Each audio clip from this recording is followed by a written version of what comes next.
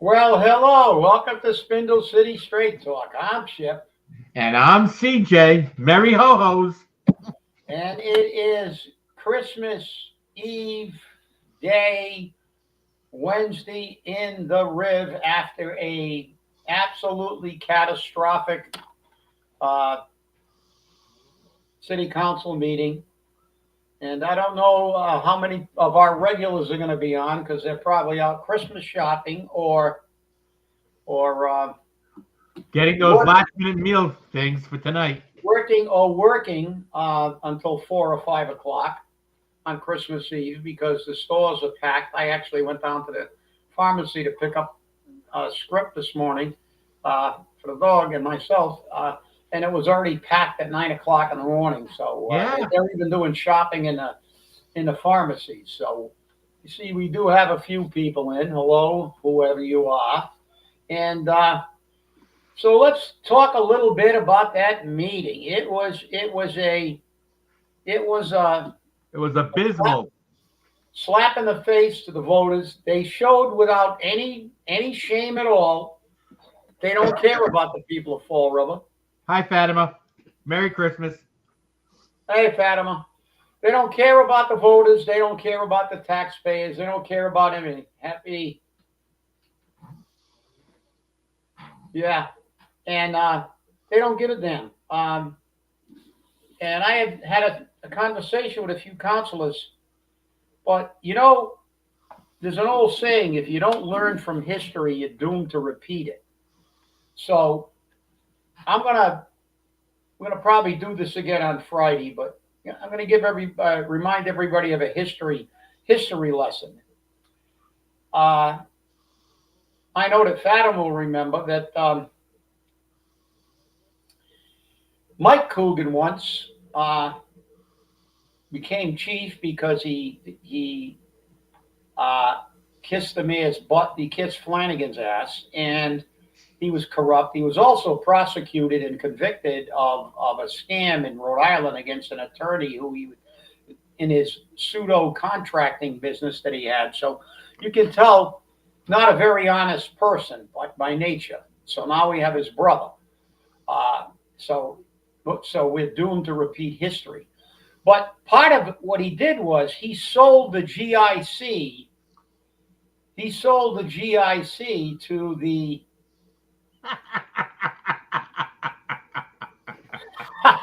There you go. Uh, there you go. Uh, but he sold the unions on the GIC, and shame on the unions at the time. I was retired, and uh, so Thankfully, you were fighting for the retirees. yeah, thankfully I was fighting for the retirees. So even though he convinced the unions to go with the GIC, and Flanagan thought it was a good idea because he didn't know anything like most mayors, uh, I went to the council the evening after they had taken that position, and it was on the council agenda. And I spoke about how that was not the right thing to do. And this is a cautionary tale. The city council did absolutely nothing after I spoke about how this was going to be the biggest mistake they ever made. But Flanagan, and to his credit, Will Flanagan called me at 11:30 at night after that meeting and said, "Will you come in tomorrow and explain what you said to me and Kathy Ann Viveris?" I said, "I would be glad to." And I went into his office and I told him that the GIC was it was going to be a catastrophe because anything government runs is a mess. So yesterday, on the day of the meeting, I got something to confirm that. And I'm going to show you this. This is the state, this is the state thing we get, okay, every month, monthly. Okay, healthcare crisis in full view. That's throughout the country, but this is the other one. It's really, really amazing. Now, I'll remind you guys that we are GIC was $200 million in the hole already. And this is the next one. What does it say here? State budget concerns. Many cost control options are simply cost shifting. What that means is that they're going to shift, make you pay more. So the taxpayers who they told to trust them and they were going to do the right thing, they screwed it up like they always do. And now who pays? The taxpayers are going to get higher deductibles. The taxpayers are going to pay higher premiums and get a shittier plan.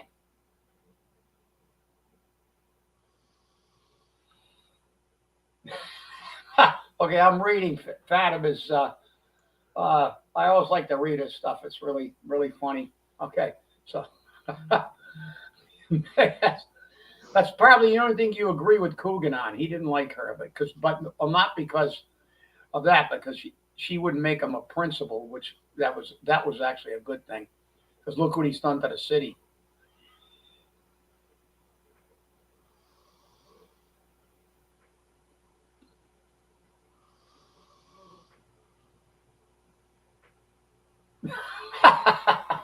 Yeah, well, it's, I know you've never had any problem making your position very clear, Fatima. That's what I like about you. It's like you're kind of like CJ and I. We're not afraid to. But this don't pull any punches, baby. Don't pull any punches. That's right. And this tale of what happened with Mike Coogan. Now his brother is doing it to a grand scale for the city. He's destroying the city. There, and our city council last night went on record as being part of the cabal.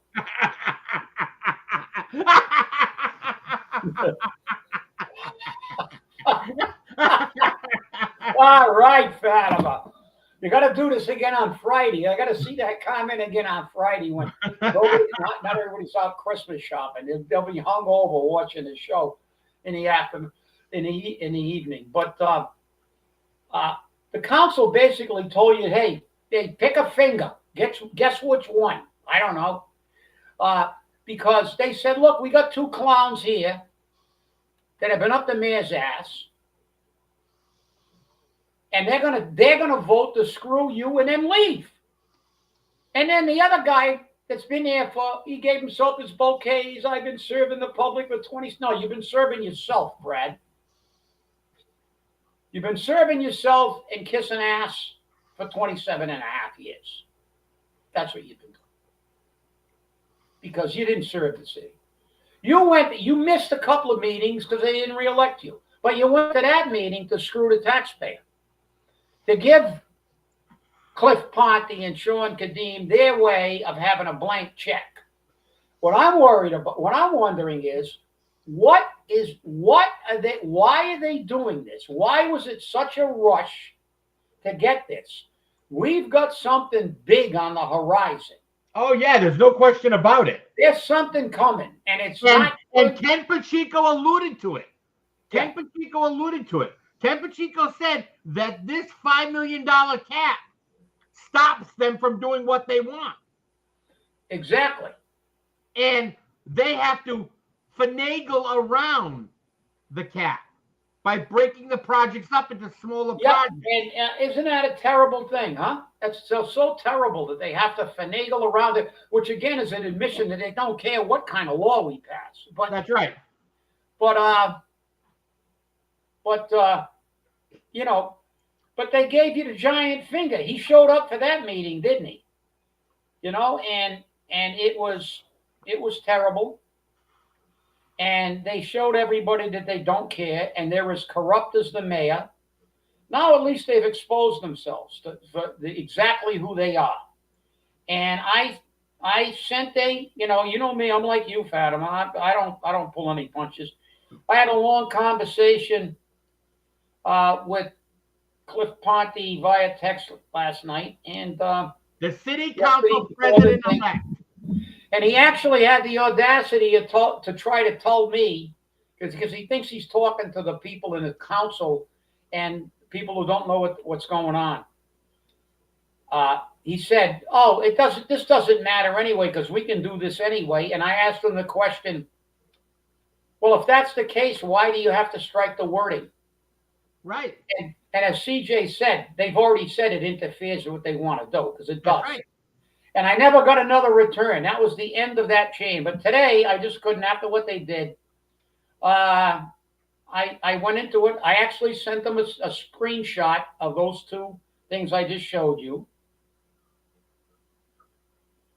And I basically said, I got this yesterday, another example of how politicians talk the game of we are in charge, let us run things, and after they fuck it up, the regular people pay more and they never do their fiduciary duty. Maybe you remember that Mike Hooven convinced the unions to go to the GIC. That's $2 million in the hole. And I went over the whole freaking thing about Flanagan and shit.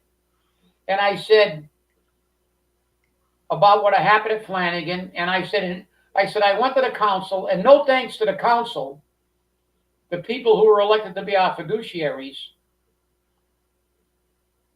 that we did this because a private citizen had to do it.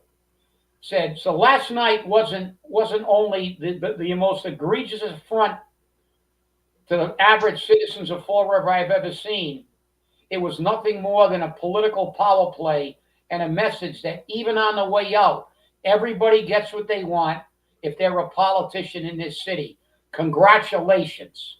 So that's what I told Ponte today in a text. Good. And I have no freaking use.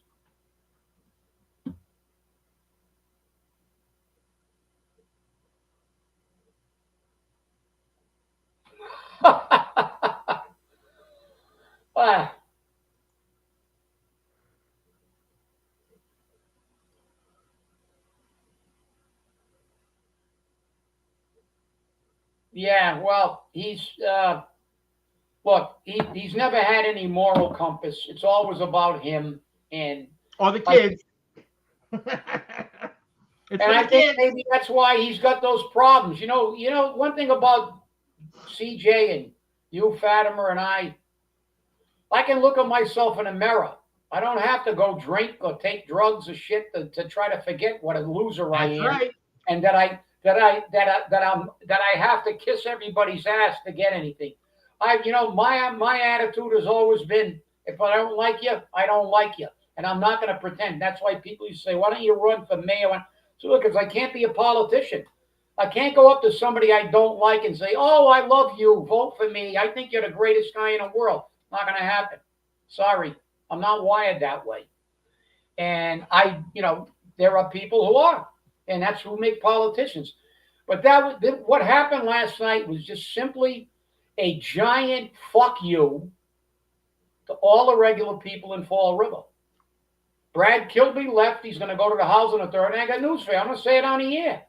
I'm going to file a complaint with the Attorney General when he gets that job and ask him to investigate if this wasn't a political payoff to him for his 27 and a half years of kissing ass and voting the right way for the incumbent mayors.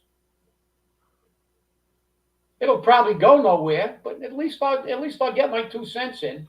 You know, what we should do is petition the city council to change the law so it says that you cannot take a job with any organization for 2 years after leaving political office that is affiliated or associated with or part of the Fall River retirement system.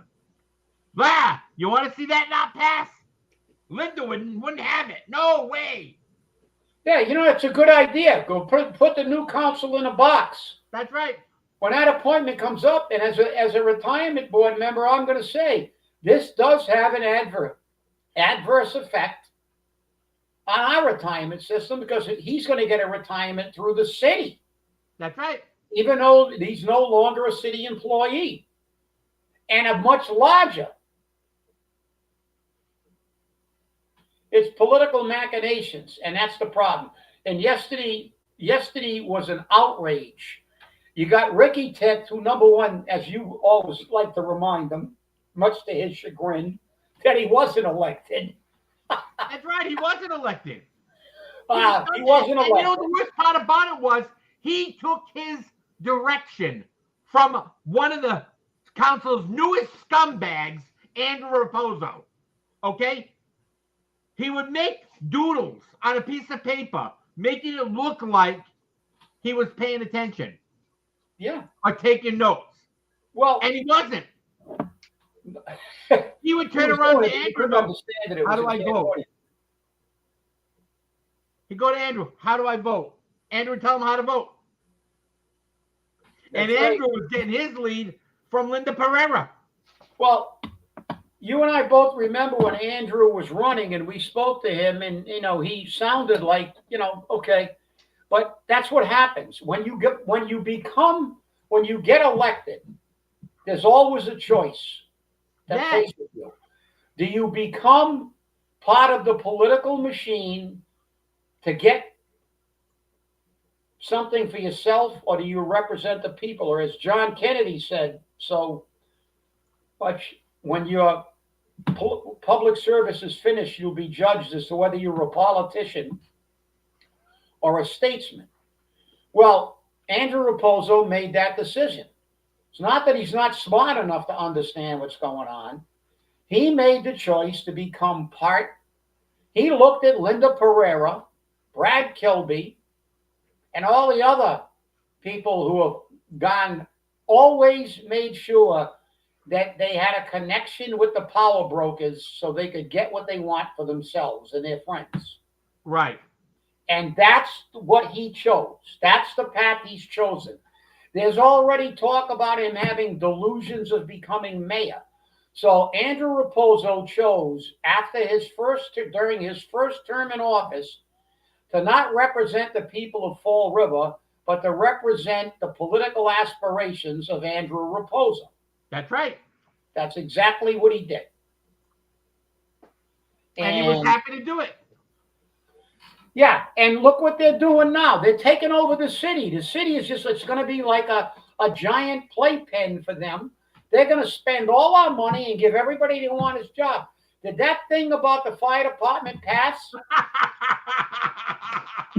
Oh, wait, I got to keep putting my glasses on. No, it comes with Vaseline with broken glass in it, Fatima.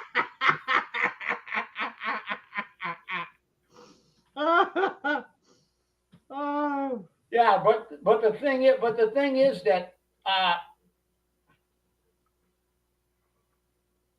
and the fact that he's the principal and the principal of Espiritu Santo, and all the vovos and vovos said, "Oh, that's my grandson's principal. He's a nice man." Yeah, exactly. Yeah, he's a nice guy.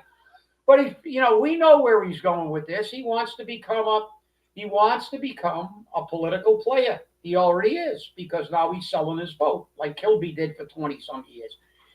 Kilby's never been on the side of the people. Way back when he didn't give a shit how bad the city was broke. They went on and on about how broke the city was, and he said, "No, don't spend $1 million helping a taxpayer. Put it into the baseball field, because our kids need Fenway Park. The baseball field that they had for 50 years isn't good enough. It's got lumps in it. Well, get a landscaper. Don't spend $1 million on a ball field." Brad Kilby has never had anybody in his mind except Brad Kilby. Isn't that the truth? Anyway. And did that thing about the fire department pass, that list? No, they want an opinion. They want an opinion from Runaway Rumsey. And the only person that spoke about it was Michelle Dion, when she said a hybrid list exists for the police department, but they only use it when the civil service list is exhausted.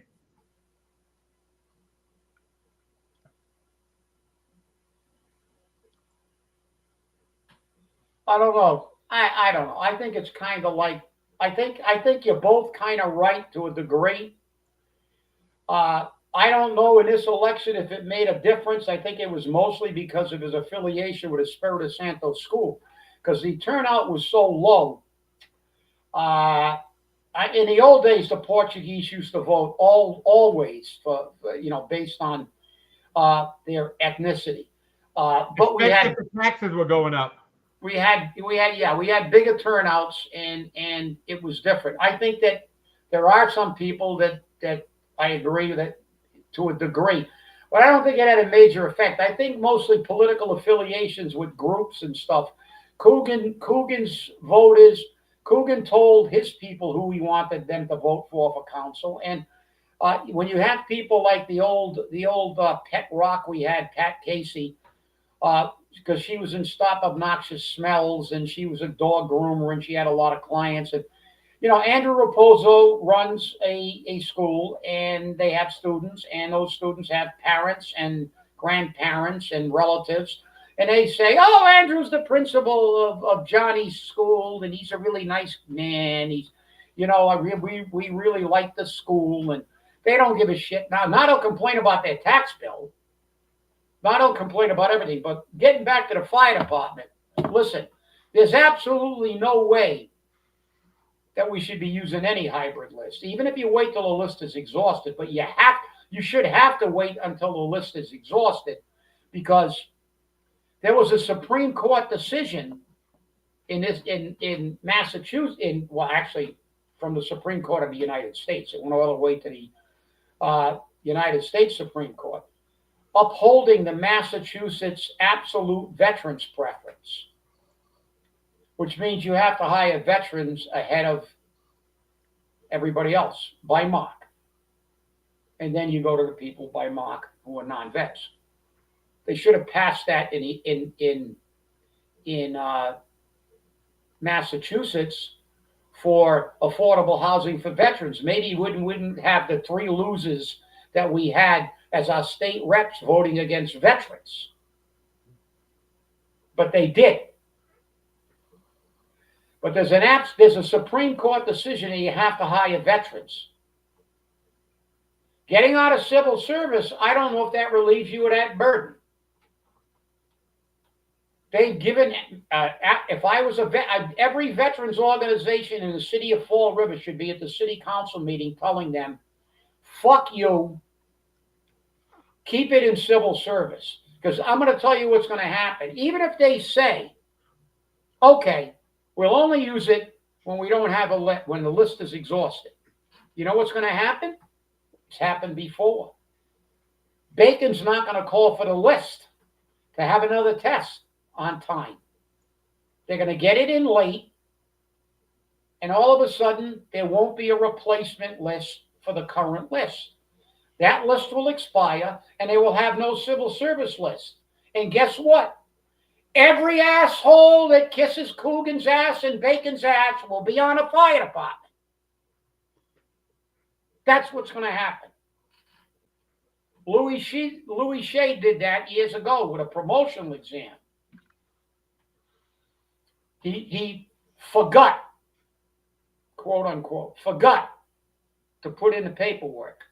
So we went without a list. You know why he did that? A couple of his friends were lieutenants who were acting captains in the absence of a list. And then by him delaying the new list, they got to increase their pay toward their retirement for nearly a year. Politics. Was it wrong? Yeah, I bitch, but there's nothing you can do. They didn't put the paperwork in. Civil service, yeah, you could go in and say expedite the test and stuff like that. But listen, what they did last night was finish the hostile takeover of the city by the criminals that we call politicians. That's all they did. They succeeded in taking the city of Fall River over. The mayor, we already know he's corrupt as hell. His brother got busted for a contract dispute. He screwed the wrong guy on the contracting business because the guy was a lawyer and a high-profile lawyer in Rhode Island. And he took him to court and won. And now he's here negotiating contracts again. The guy that got thrown out of a union for not representing his people got convicted of scamming some guy as a contractor, sold his union down the river, got hired by AFSCME. So you know how much AFSCME's worth as a union. All it is a dues collection agency. You got Mike Coogan, a guy who tried to sell the health care down the river in his city and would have been successful had I not gone there. And again, it highlights the city council again did nothing. The city council at that time, when I made that presentation and I got up from that chair and walked out, they never said another freaking word. They weren't going to do a damn thing about it. And now we'd be millions of dollars in the hole for healthcare, not just $2 million because they didn't, but they shouldn't be short, but they misspent it. But we were already had problems with our healthcare system for the last 10 years. So it took a private citizen to change it. And the only reason it got changed was, to his credit, Flanagan turned around and said, "Oh, will you come in and explain that?" And I said, "Yeah, I will." And that meeting was had. And anybody that knows Kathy Ann Viveris, I'm sure she'll corroborate the fact. And I'm going to tell you how useless these politicians are. Flanagan forgot that we went to GIC. When he was on a radio at WSAI, he's telling everybody how he saved the city millions of dollars by putting them in a GIC. And I saw him at a council meeting one day. I said, "Will, we're not in a GIC." "Oh, we're not?" I said, "You don't remember the meeting we had and I told you to go to plan modeling and I explained why it's better?" I think so. Well, they don't even know. They don't care. They don't care. All they're caring about is getting themselves rich, like Pelosi and down here, Coogan. They're all going to get rich. The banks are going to get rich. All the developers are going to get rich. And you're going to get bent over and given a jar of Vaseline with ground glass in it. And now the city council has now said, "Look, we got so much power now with somebody like Coogan in office. The people don't want to show up to vote anymore. So fuck them. Let's just bend them over, spend all the money we can, and then we're going to move out of the city anyway at the end when we retire, like Coogan's going." Yeah. Would you be living in a little baby townhouse, Bobby townhouse, if you were making $1 million and you had a 6-figure pension? Got plenty of money. I mean, you could at least have a house with like more than like. Could have something. I mean, it looks like a starter house for a young married couple, But that's because he just needed a residence so he could run for mayor, because he moved to Somerset as soon as he retired. But the council just basically said to the citizens of Fall River, "We're not even going to pretend we give a shit anymore. We're just going to do whatever the hell we want, like Kenny Pacheco can over in the school department. And we're going to spend all the money if we get we rid want of to the $5 spend. million cap, we'll be able to do whatever we want, however we want. We won't have to go to the city council for $1 million for a baseball field. We won't have to go to the city council for $10 million for a new lab. We won't have to go to the city council for $2 million to fix the screw up we made when we flooded the school. Oh, we don't have to do that. No, they don't have to. They're not going to ask permission to rape and pillage anymore ever again. They don't have to. Of course not. They don't have to, because they just said, "Look, even though the Constitution says we're answerable to you at all times, we're not anymore. We're not answerable at all." Jeffrey in the corner, you're late. That's right. So forget about it. So, I mean, what are you going to do? I mean, you know what you got to do? And look, frankly, I've had it. We've been fighting this battle forever. The people don't want to come out to vote. We'll talk about it. But you know something? It's a horrible thing, but at some point in time, most of the people are going to move out. I never wanted to move out. I lived in this city. I could have moved out years ago, but I didn't. I like Fall River. Always did. Came home from the service. Could have went. Had a lot of job offers in other states, but I came home uh, because I like the city. I like I like being in a city where they punch first and ask questions later. Um, I grew up here. I think this city is my kind of city because I'm a blue collar guy. My mother and father worked their whole lives, uh, and I'm not an elitist. I don't like being in a neighborhood where everybody's going to see who's got the fanciest Porsche or Mercedes, and who's got the biggest pool. It's not the way I am. And you're right, Josh. It is a total shithole. And if I ever move, I'm getting out of New England.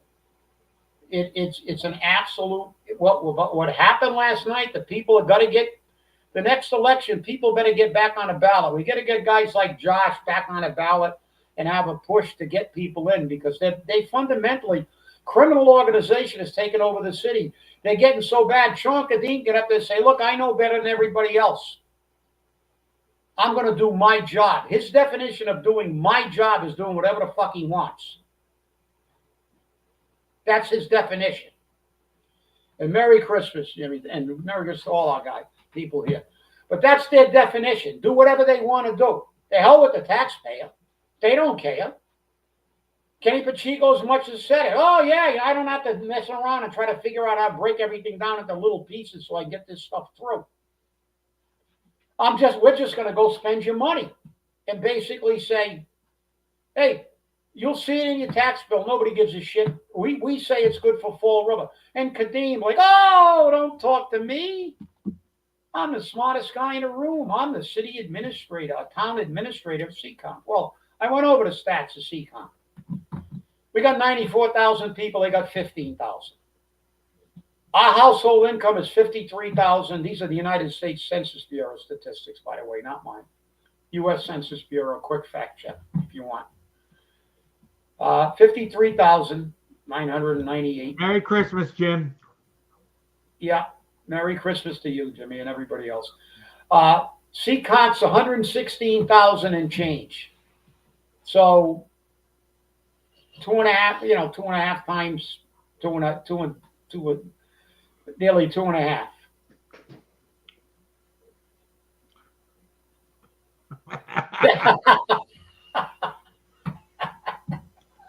Well, I'm going to tell you, but the new stuff's got a lot more THC in it, they say. But I'll tell you what, even when you were stoned, you could make better decisions than these clowns. They just don't do anything. No matter how many times you remind them of what a fiduciary is supposed to be, you can show them the case law. I got it sitting right here on my desk. They are required to take a quote unquote, have a critical eye, go deeper, not just accept what's presented to them, and nothing's ever presented to them. But what did they do? Nothing. What did they do when Mike Coogan and the city was going to go down the wrong path and go into the GIC? They were going to go. Nobody investigated it, even though when I went in front of them and bitched, but they weren't going to do anything about it. It was Flanagan that finally called me. And this, like I said, in case you were here, Josh, is what happens. They got the healthcare affordability on full view, and then the GIC, which is $200 million in the hole. What are they going to do? What politicians always do. Right here. Not my words, see? Threaten benefits for the people who earn the health care, and it's simply cost shifting. You're going to pay higher co-pays, higher premiums, higher everything, because they didn't do shit. The government, the moral of that story is, listen, when they started the GIC, I said, we can't get in it. Because I knew something pretty simple. Anybody that's on the outside looking in at these people knows one thing. The government can't run anything. Nothing they do ever works. It's always overpriced,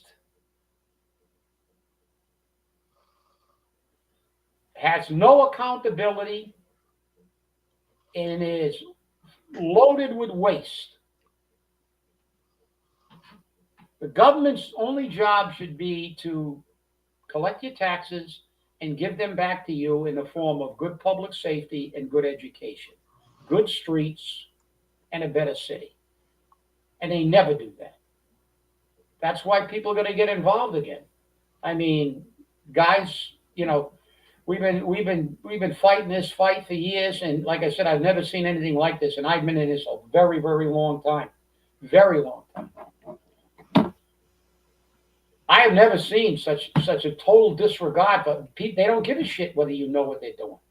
They just came out last night and said it. We don't care. Strike the language. The Constitution says we're answerable to them at all times. Strike that language that says they get to tell us if we're spending too much money. Oh, it's only 5 million. Only 5 million? Really?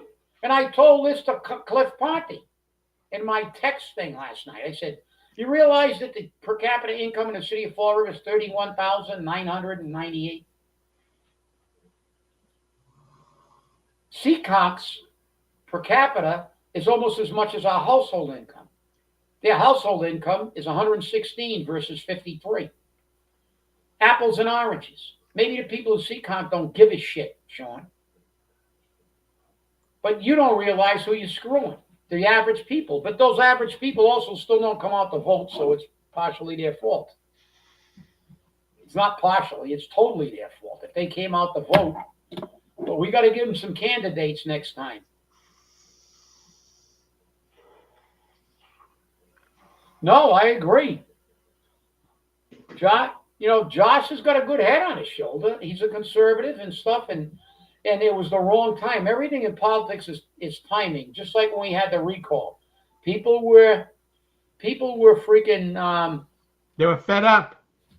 They were fed up, and I think after this, another 2 years of Coogan, if we're lucky enough not to be totally in receivership, and we get a different mayor, not somebody from the team, because believe me, Coogan was tapped on the shoulder to be the puppet for 8 years. They're going to throw every dime they got and all their political power into making sure they get another puppet to stick on that 6th floor.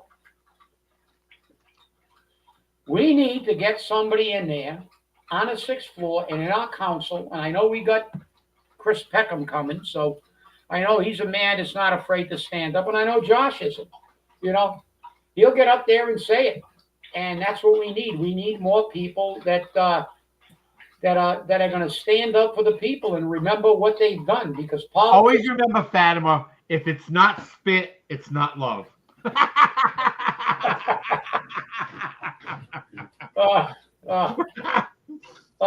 Boy, this show has gone right into the toilet today. Yeah, I know. But everybody's sick of it. It's tired. Remember that opening of that movie Full Metal Jacket when he said something? He said you don't even give him a reach around. We don't even give a reach around.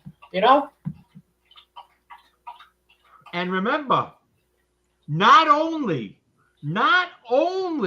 are we getting screwed by our city council and our mayor, our governor wants to take away Prop 2.5 so they can tax us like Boston, 13% property tax. Yeah. And then nobody will be in the state. Well, Josh has got a very good idea. No, you're right, Josh. I have always been a plunker. I hate, people can say, well, no, you got 9 votes for council. I have never voted, I don't think, for more than 4, ever. Most of the time, it's 1 or 2. And I plunked when you ran. But people don't understand when you just check marks and say, oh, I'm going to vote for him too. No, you got to have a ticket and the people that you want in, and you got to plunk for them. One of the things is you got people who go to the ballot box or get their ballot at home or whatever the case may be, and they go, vote for no more than 9. And they go, oh, I got to vote for 9. Well, I want to vote for Linda, and I want to vote for Sean, and I want to vote for Cliff, and I want to vote for Andrew. Oh, but now I got some more I can vote for. Who do I vote for? I'll just pick people at random, and then we get shit. Yeah, you got to plunk. Look, listen, I voted. I always had a real simple ballot because I voted like for mayor, then I voted for one or two councilors, and virtually, and to be perfect, I'll be perfectly truthful. I didn't vote for the school committee for a long, long time after Joe Martins left. When I voted for the school committee for years, there was only one mark on there, Joe Martins. Remember him? Great guy. And then when Colin ran, okay, now I got to vote. I said, well, I don't have to vote for Kevin. He always gets enough votes, but I want to make sure my plunk is worth it because that one vote I gave might not, and that's what happened. And I think, Josh, you really hit it on the head. A lot of people do a lot of voting for people that don't need their vote. You know the people that are going to get, the people that have a real solid voter base and they're going to get in. Right. 40 or 50 votes to them are not going to make a difference when you're in the top half all the time. It's the people at the bottom. How Michelle Dion could finish ninth with the way she has been the only one who really consistently stuck up for the people is because of that stuff, because of the plunking. They don't plunk. They vote. They make check marks for everyone. Oh, Linda. Yeah, Linda. Linda gave me a street light. Oh, yeah. And it's like, no. They talked about this list. Oh, wait. Linda didn't get a new deck on the city dime, so we got to vote her in. Oh, wait. She didn't get a yard cleaned on the city dime. Oh, yeah. Well, where was Linda last night, the big advocate for the veterans, when they brought that up about the fire department to say that they were going to not hire they were going to let veterans stay on a list while they're hiring non-vets that are connected. Silent. Yeah. Silent. So what is she? She's a hypocrite. That's right. Like they all are. Where was Alan Sylvia? Affordable housing preference for veterans. Oh, by the way, I'm a vet. Oh, I'm not going to vote for that, though, but I'm going to vote for $1 billion for illegals. Carol Viola, well, she's not a vet. I just received this from the police department with a request to read it on the show. Obviously, somebody in the police department is watching us because this is directly from the police department. In loving memory of dispatcher Scott Boyer, it is with prolonged sadness that we share the passing of our brother in service, Scott Boyer, who left us on Saturday, December 20th, 2025, at the age of 56. Scott served the city of Fall River with unwavering dedication as a 911 dispatcher for both the Fall River Police and Fire Departments, and also served as an EMT for our community. His passion for public safety was evident in everything he did, and his commitment went far beyond the call of duty. Scott's love for service didn't stop there. He served nearly 20 years as Battalion Chief of Special Services EMA and was a devoted secretary clerk of the Fall River Fire Museum. His impact will be felt for generations. Scott was a true public safety professional, a friend, a colleague, and an irreplaceable part of the Fall River family. His warmth, knowledge, and dedication touched countless lives, and his legacy of service will continue to inspire us all. Please keep Scott's mother, Barbara Boyer, his sister, Kimberly Boyer, and all his family, loved ones, and co-workers in your thoughts and prayers during this difficult time. Visitation is Sunday, December 28th from 4 to 7 at the Olivera Funeral Home, 2064 South Main Street in Fall River. Funeral will be Monday, December 29th, 9 a.m. Service with a massive Christian burial at 10, starting at Olivera Funeral Home, and then at the Good Shepherd Parish, Fall River. Rest peacefully, Scott. Rest peacefully, Scott. Thank you for your service and dedication to our community. We will carry your memories with honor. So that was at the request of the Fall River Police Department. Well, so we have read it. Obviously, my condolences because I did know him, this is one of the most tragic times of the year to lose anyone. It's always tragic. He was an extremely young man, and he served his community, and I think should all uh, think about that, and other people who lose loved ones, especially at this time. But always, it's always a difficult thing, and I offer my sincerest condolences to his family, and obviously I have respect for his service because.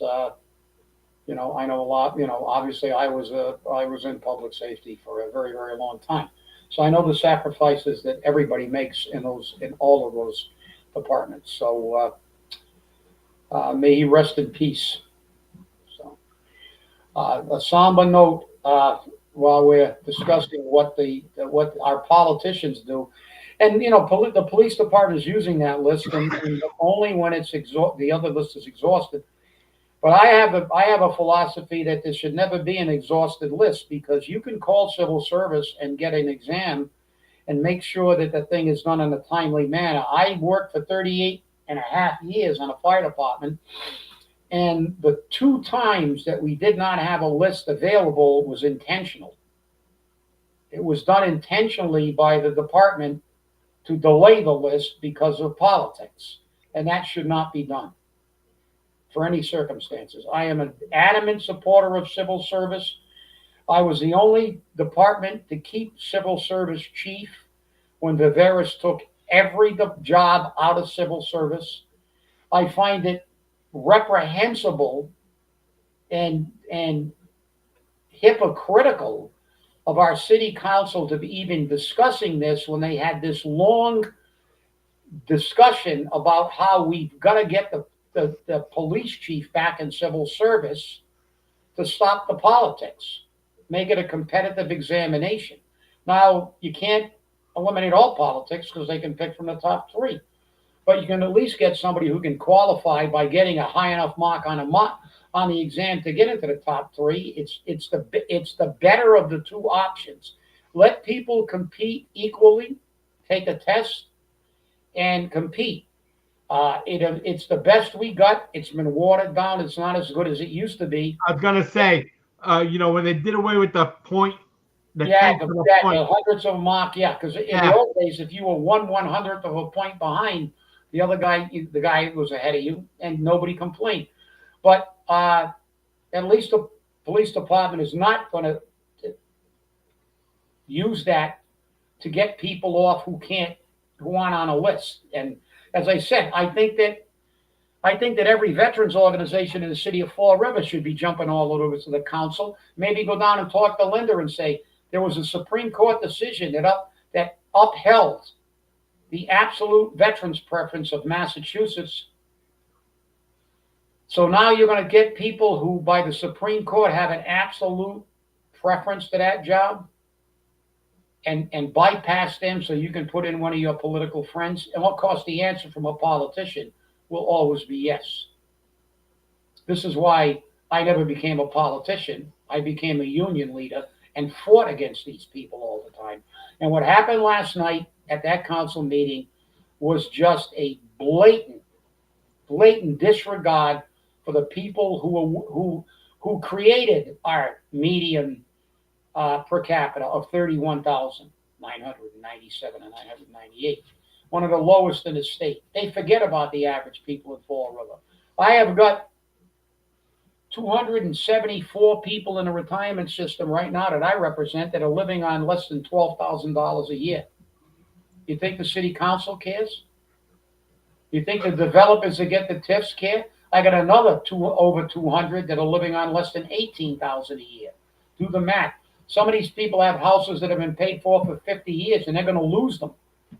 They're going to lose them at some point in time because they can't afford their property tax. They don't have a mortgage, and they can't afford their water bills, and their property taxes exceed their mortgage. And I can guarantee you that come next year, next July, you're going to see a dramatic increase in your property taxes. And they're going to try for a dramatic increase in your water rates, even though they're giving it away to Westport, giving it away to Tiverton, and giving it away to Freetown, with no way to guarantee collection. Has Westport even paid us yet? I doubt it. Yeah. Yeah, you'll never see that here. They're going to increase it by 1,000, Josh. But as CJ Hey, just Trump wants to get rid of property taxes across the country. he, as CJ so put it so well, they don't, they don't really care. They don't care about what they do to the people because they're all getting rich. And it's a sad commentary. It's like, look, it filters down from Nancy Pelosi making $56.9 million. So let's make it $57 million in 3 years on the stock market, better than anything.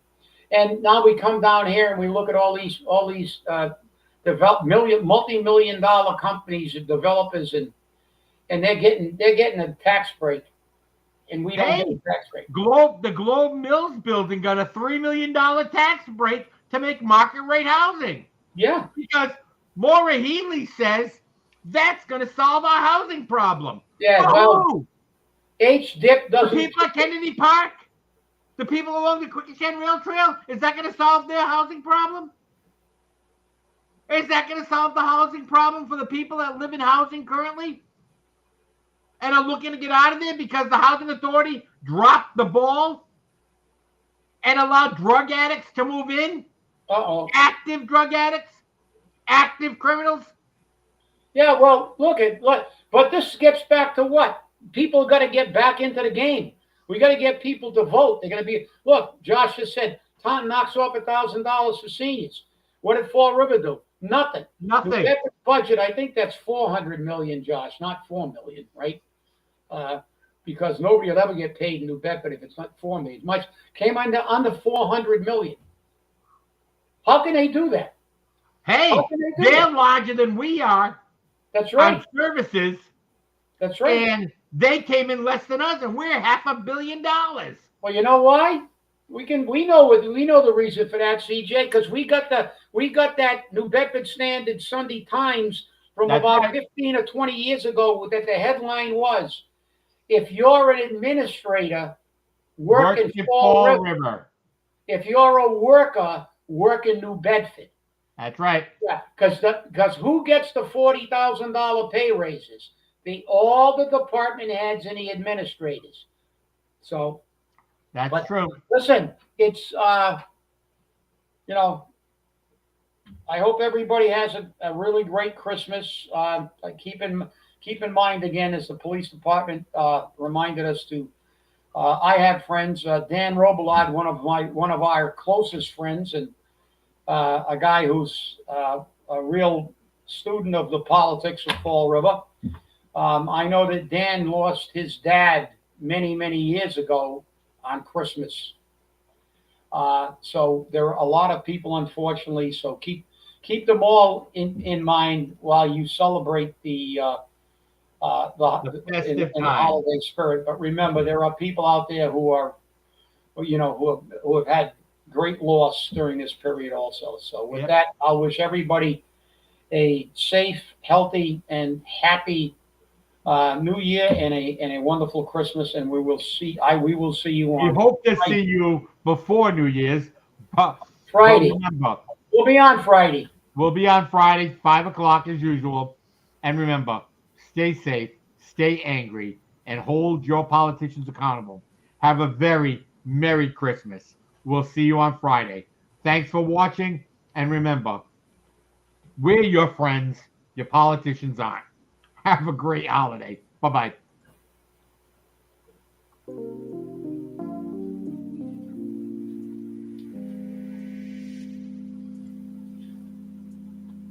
here, baby girl. All right. You're fidgety today.